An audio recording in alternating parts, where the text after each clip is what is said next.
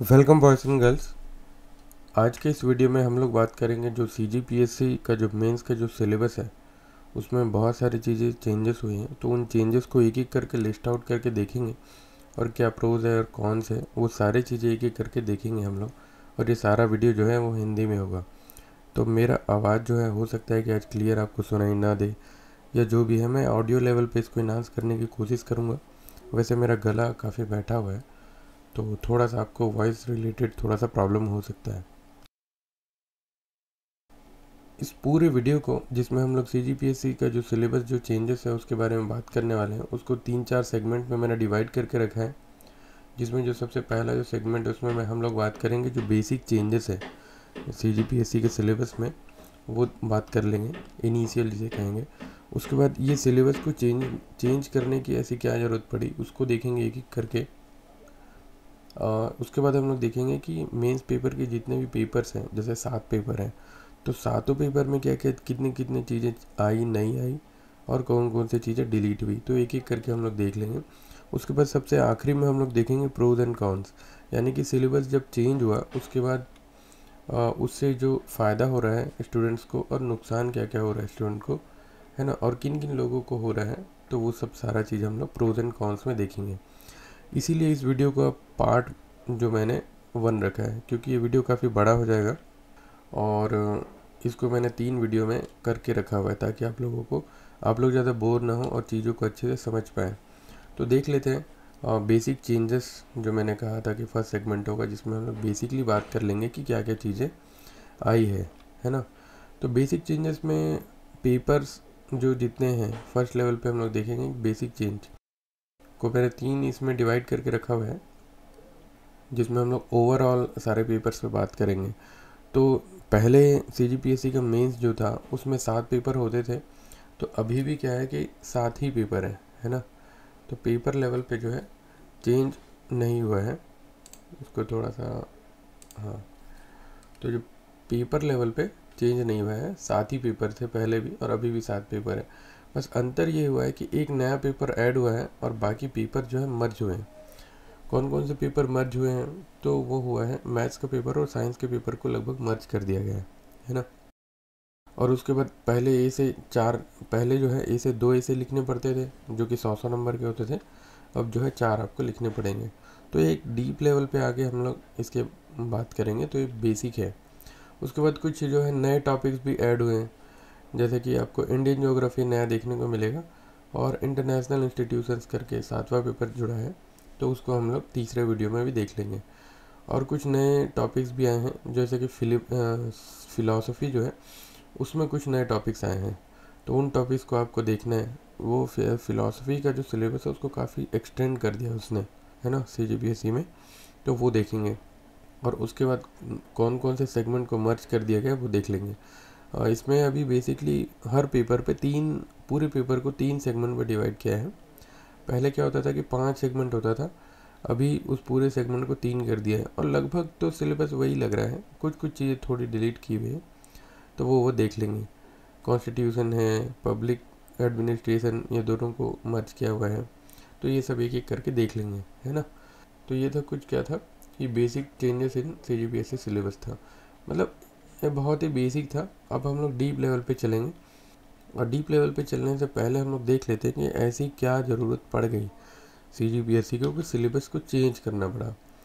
तो कुछ कुछ पॉइंट आउट मैं अपने लेवल पे नोटिस किया हूँ, आप अपने लेवल पे नोटिस करके समझ सकते हैं कि ऐसा क्या ज़रूरत पड़ गया जो कि सिलेबस जो है चेंज करना पड़ा। तो सबसे पहला बात यह है कि वेरी ओल्ड सिलेबस है। ये जो सिलेबस है ये 2008 या 9 के अराउंड, ये मतलब लगभग 5 साल से पुराना हो गया है सिलेबस।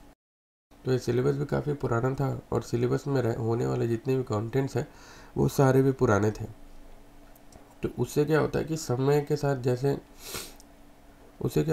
कि समय के साथ सिविल जो सर्वेंट्स है उसमें जो चीज़ें डेवलप होनी है वो नए समय के साथ मैच कराना पड़ता है, ताकि चीज़ें जो है, ताकि जो जो भी अधिकारी बनने वाले हैं उनका इवैल्यूएशन जो है थोड़ा सा अच्छे से हो पाए, है ना। दैट्स वाई मुझे लगता है कि सिलेबस में जो है चेंज हुआ है और वैसे भी पुराना है। और जो सिलेबस था पहले का वो काफ़ी बल्कि तो था ही, साथ में रट्टाफिकेशन था। क्योंकि मतलब बहुत सारे टॉपिक्स हर बार क्या होते हैं, कॉमनली क्वेश्चंस पूछे जाते हैं और टॉपिक्स वही हैं। डायनामिक टॉपिक भी नहीं है, डायनामिक इन द सेंस उसमें करंट अफेयर्स का कोई भी इन्वॉल्वमेंट नहीं है। तो उससे होता क्या है कि जितने भी स्टूडेंट्स हैं उसको रटने लग जाते हैं। कोचिंग से क्वेश्चंस उठा लेंगे और रट लेंगे, उसके बाद नंबर मार्क्स आ जाते हैं। तो जो एम है CGPSC का कि मतलब लोगों को एक थोड़ा सा डायनेमिक सोच के साथ लेना है, तो वो चीज़ फिर प्रभावी या इफ़ेक्टिवली नहीं हो पाता है। और तीसरा जो है, सिलेबस भी काफ़ी लेंदी है। जैसे कि आप देखेंगे GS का पेपर 1 है, यानी कि पेपर नंबर 3 जो है मेन सिलेबस का, वो काफ़ी है, बड़ा है। और साथ ही साथ साइंस का जो पेपर है वो भी काफ़ी बड़ा है। और वो दोनों पेपर जो है यानी कि एग्ज़ाम के दिन एक साथ होंगे, तो उससे क्या है ना, रिवाइज़ करने में स्टूडेंट को प्रॉब्लम होता है और उतना नीड भी नहीं है कि सिलेबस में उतना होना चाहिए। और नेक्स्ट है, syllabus is no quality for the make. जो सिलेबस था उसमें मतलब ऐसा लगता नहीं था कि कोई एक स्पेसिफिक जिससे जांच हो सके किसी भी सिविल सर्विस की एलिजिबिलिटी, उसके प्रेशर लेवल को। प्रेशर लेवल हालांकि चेक हो रहा है क्योंकि काफ़ी टॉपिक्स हैं अंडर द प्रेशर, जो है सभी को परफॉर्म करना तो है, बट क्वालिटी वाइज वो उसमें दिख नहीं रहा था। क्योंकि आप सिलेबस को जब मैच करेंगे तो 10th का जो CG बोर्ड का जो सिलेबस है वो एग्जैक्टली सेम सिलेबस है और साइंस के लिए, बट क्वेश्चन जो हैं वो कॉलेज लेवल के क्वेश्चंस कभी कभार पूछे जाते हैं, है ना। तो इसलिए सिलेबस जो है क्वालिफाई नहीं कर रहा था। और करंट अफेयर्स का तो बिल्कुल भी इन्वॉल्वमेंट नहीं है और नहीं था सिलेबस में पुराने वाले में, कि जितने भी क्वेश्चंस आते थे करंट अफेयर्स के नाम पे एक आध न्यू स्कीम पूछा सरकार का, छत्तीसगढ़ सरकार का, तो वो पूछेगा, अदरवाइज तो कोई करंट अफेयर्स का कोई इन्वॉल्वमेंट नहीं था। नेक्स्ट था कि ओनली फैक्ट बेस्ड क्वेश्चन थे। Fact based in the sense जो है वो है, उस पर आप कुछ एक्स्ट्रा एडिशंस नहीं कर सकते। आप ओपिनियन बेस्ड क्वेश्चंस नहीं थे उसमें, ठीक है। यानी कि यदि फैक्ट बेस्ड क्वेश्चन आते हैं तो क्या होता है कि स्टूडेंट्स लोग जो हैं वो रटने लग जाते हैं, है ना। रटते हैं तो होता क्या है कि फिर वही कि रटा रटाया ज्ञान हो जाता है, और खुद से जो थिंक करके चीज़ें बनाने और प्रोड्यूस करने का जो मानसिक लेवल है वो सब काफ़ी कम हो जाता है ना। तो ये सब चीज़ें भी हैं। उसके बाद है कि ओपिनियन बेस्ड तो क्वेश्चंस बिल्कुल भी नहीं थे, डायरेक्टली फैक्ट बेस्ड क्वेश्चन थे। दैट्स वाई क्या होता है कि जो स्टूडेंट्स हैं उन लोगों में एनालाइजिंग जो पावर है, क्योंकि जब हम एक अधिकारी होते हैं तो उसमें एनालाइजिंग पावर फैक्टर जो है बहुत इंपॉर्टेंट रखता है। और साथ ही साथ क्या है कि जब ओपिनियन बेस्ड क्वेश्चन नहीं होते तो जो डिसीजन मेकिंग का जो एक वो रहता है, एक अधिकारी में जो होना चाहिए डिसीजन मेकिंग का जो पावर, वो इंक्रीज़ नहीं होता है। और कई लोगों में तो वो बनना शुरू तक नहीं होता है। वो जो है, जैसे हम 10th बोर्ड और 12th बोर्ड में जो एग्ज़ाम देते हैं उसमें रट के देते हैं जैसे कि कई बार, तो वैसा ही बन जाता है पूरा एग्ज़ाम। ये सिर्फ एक एग्ज़ाम बन के रह जाता है ना। एज अ ट्रेनी जो एक एग्ज़ाम जो है, एग्ज़ाम क्यों होता है कि सबसे पहले जो भी संस्था होती है वो एक एलिजिबिलिटी और एक ट्रेनिंग का फर्स्ट स्टेज मान के ये सब एग्ज़ाम्स करवाती है, ठीक है। तो एनालाइजिंग पावर और जो डिसीजन मेकिंग पावर है तो वो सब इम्प्रूव नहीं होता है स्टूडेंट्स का, मतलब नहीं हो रहा था सिलेबस में। उसके बाद है कि फिर basic knowledge questions, basic knowledge के क्वेश्चन है जैसे कि लॉ रिलेटेड जितने भी क्वेश्चंस हैं, आप यूपीएससी में देखेंगे कि हमेशा जजमेंट बेस्ड क्वेश्चंस आते हैं या फिर कोई लॉ रिलेटेड क्वेश्चंस आता है ना। तो वो सब नहीं होता है इसमें। तो उससे क्या होता है कि जो व्यवहार में जितनी भी चीज़ें चल रही हैं, जैसे कि जीएसटी पे आपका ओपिनियन क्या है, तो सीजीपीएससी में जीएसटी का फैक्ट क्वेश्चंस पूछता है। जबकि पूछना क्या चाहिए कि जीएसटी के लिए जो भी प्रोज हैं आपके हिसाब से वो क्या होने चाहिए, है ना। तो ऐसी ऐसी चीज़ें जो है नहीं होती हैं। और जजमेंट बेस्ड क्वेश्चन जो रिसेंटली जो भी चेंजेस हुए हैं जजमेंट के थ्रू, वो सब सारे नहीं दिखाए जाते हैं, इसमें क्वेश्चन नहीं पूछे जाते हैं। तो ये सब डेवलप भी नहीं होता है फिर लोगों के पास। और लेवल, और क्या था, एक सिलेबस में जो सबसे बड़ा फैक्टर जो था वो था लेवल प्लेइंग फील्ड। यानी कि आर्ट के स्टूडेंट के लिए ये काफ़ी टफ था सिलेबस, क्योंकि प्योरली साइंस था इसमें, आप देखेंगे एक पेपर। और दूसरा था प्योर मैथ्स, जिसमें कैलकुलस थे, निर्देशांक ज्यामिति और ऐसा भी बहुत सारे टॉपिक्स थे, जो कि एक आर्ट के स्टूडेंट को पढ़ने के लिए, यदि वो एक साल में यदि चाहता है कि आर्ट्स का स्टूडेंट क्लियर करना, तो पहली बात तो उसको पूरा साइंस पढ़ना पड़ेगा, फिर मैथ्स पढ़ना पड़ेगा, तो वो एक साल में क्लियर नहीं कर पाता एग्ज़ाम। और उसको क्या है कि 2 साल लग जाते हैं, 3 साल लग जाते हैं, फिर पूरा प्रोसेस जो ट्रेनी वेनी का है लग भी गया, फिर ज्वाइनिंग होने में काफ़ी टाइम लग जाता है, तो काफ़ी वर्ष बर्बाद हो जाता है।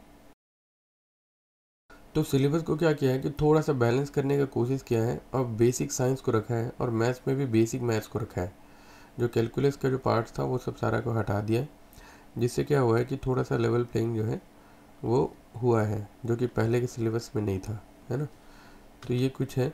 और make a balance between list of topics and time, और टाइम और टॉपिक्स के बीच में जो टाइम है उसको थोड़ा सा सिंक करके रखा है, ताकि एक टाइम लेवल पे चीज़ें तैयार हो सके, स्टूडेंट के लिए बेनिफिट भी हो, और उसको एक अंडरस्टैंड करके समझे, और आंसर जब करे तो उसके लिए भी पर्याप्त टाइम हो, है ना। क्वेश्चंस जब हम सॉल्व करेंगे उसमें मेंस में के एग्ज़ाम में, तो इसलिए तो मुझे लगता है कि इसलिए चेंजेस किए गए हैं थोड़े थोड़े से, कि क्यों चेंज करना चाहिए, ये मैंने अपनी तरफ से पॉइंट किया है, और सभी लोग अपने अपने पॉइंट्स बताएंगे जो भी है।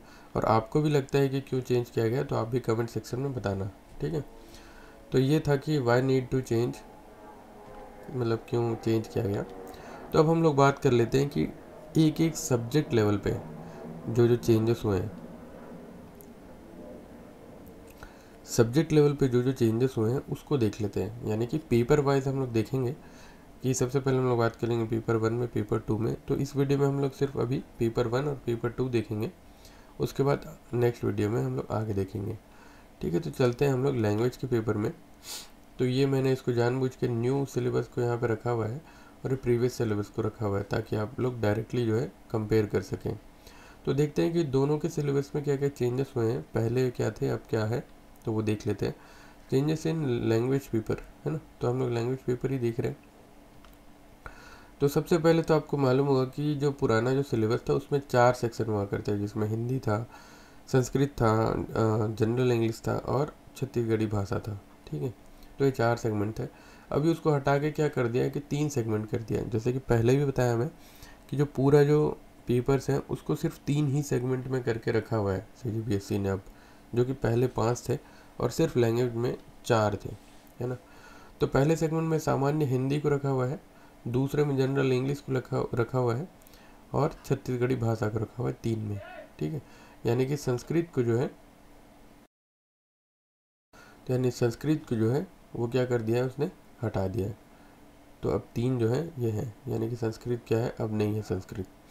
तो हिंदी में क्या क्या, हिंदी में भी काफ़ी कुछ कुछ नए टॉपिक्स को ऐड किए हैं हिंदी में। जैसे कि अपठित गद्यांश जो है उसको क्या किया है। दूसरा क्या है, शब्द युग में जो है ये है शब्द युग, तो ये टॉपिक रखा हुआ है। फिर प्रारूप लेखा रखा हुआ है ना। तो ये कुछ नए टॉपिक्स हैं जो कि हिंदी ग्रामर में इन्वॉल्व हुए हैं। विज्ञापन किसे कहते हैं, प्रपत्र क्या है, ये सब एक्सटेंड हुए हैं थोड़े से। हाँ हाँ, शब्द युग के बाद है प्रारूप, प्रारूप लेखन है, विज्ञापन है। तो ये सब पहले इनडायरेक्टली था, अभी इसको डायरेक्टली कर दिया। पृष्ठांकन नहीं था पहले, है ना। तो अभी दे दिया। अधिसूचना तो था, बट इसको एकदम खुले रूप में सिलेबस में डिफाइन नहीं किया हुआ था, सिर्फ पत्र लेखन करके दिखा हुआ था। तो शासकीय और अर्धशासकीय पत्र करके था, तो उसी के अंदर सारा था। अभी क्या कर दिया कि सिलेबस में क्लियरली डिफाइन कर दिया है कि क्या क्या है ना। तो ये कुछ है हिंदी में। और पृष्ठांकन है जैसे अधिसूचना, तो जैसे कि मैंने बताया ये, है ना। तो ये कुछ हिंदी में थे।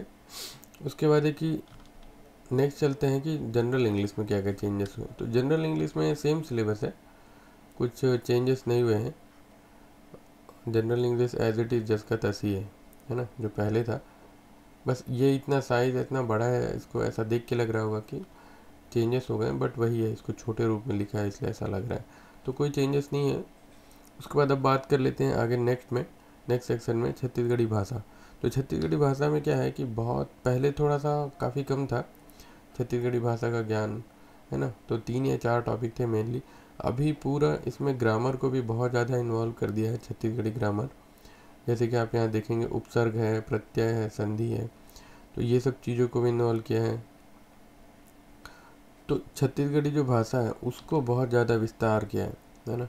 और कुछ कुछ नए एकदम से, पहली बात तो व्याकरण में काफ़ी एक्सटेंड किया है, और उसके बाद है कि फिर कुछ नए टॉपिक्स भी लेके आए, जैसे कि छत्तीसगढ़ी भाषा के विकास में किन किन चीज़ों का योगदान रहा है, आकाशवाणी का कितना योगदान रहा, सिनेमा का कितना योगदान रहा, पत्र पत्रिकारिता जितने भी हैं उनका क्या क्या योगदान रहा, तो ये सब था, है ना। और लोक व्यवहार में छत्तीसगढ़ी कैसी है, तो ये सब चीज़ें हैं इसमें। और छत्तीसगढ़ी भाषा का सामान्य परिचय भी दिया हुआ है इसमें, कि मतलब कैसे ये सब चीज़ें इवॉल्व हुई, तो ये सब चीज़ें हैं इसमें, है ना। तो ये एक्सटेंड काफ़ी बड़े लेवल पे किया है। आप इसको जब तक खुद पढ़ेंगे नहीं, मैं सिर्फ चीज़ों को पॉइंट आउट करता चलूँगा कि जो जो चीज़ें नई आई है किन किन पेपर्स में, है ना, तो वो बता रहा हूँ आपको। छत्तीसगढ़ी राजभाषा आयोग भी है इसमें, उनके बारे में काफ़ी लिखना है ना। तो ये सब चीज़ें हैं इसमें, कुछ कुछ नई चीज़ें आई हैं। तो ये चेंज हुआ है किसमें, और लैंग्वेज के पेपर में। तो ये था लैंग्वेज का पेपर। तो अब बात कर लेते हैं कि ऐसे पेपर में, तो ऐसे पेपर में क्या कह दीजिए चेंजेस हुई है, तो वो देख लेते हैं हम लोग एक एक करके। तो आपको पता ही है कि पहले क्या होता था कि पेपर जो है ऐसे में 2 ऐसे लिखने होता था, जिसमें एक होता था राष्ट्रीय स्तर की समस्याएं, दूसरा होता था छत्तीसगढ़ राज्य से संबंधित समस्याएं, है ना। तो उस पर ऐसे लिखना होता था हमको, मतलब मेनली 2 ऐसे लिखना होता था, जो कि 100 मार्क्स का होता था, है ना। तो 200 मार्क्स के होते थे। अब इसको चेंज कर दिया है, जिसमें पहले था राष्ट्रीय स्तर की समस्याएं जो थी सिर्फ, अब इसमें अंतर्राष्ट्रीय और राष्ट्रीय दोनों मुद्दों को शामिल कर रहा है ना। दोनों मुद्दों को शामिल कर रहे हैं, और छत्तीसगढ़ के स्तर पे राज्य स्तर के जो मुद्दे हैं तो वो सेम का जस का तस है ना। यानी कि 2 ऐसे का जो पैटर्न है उसको रिमूव किया है, और कौन सा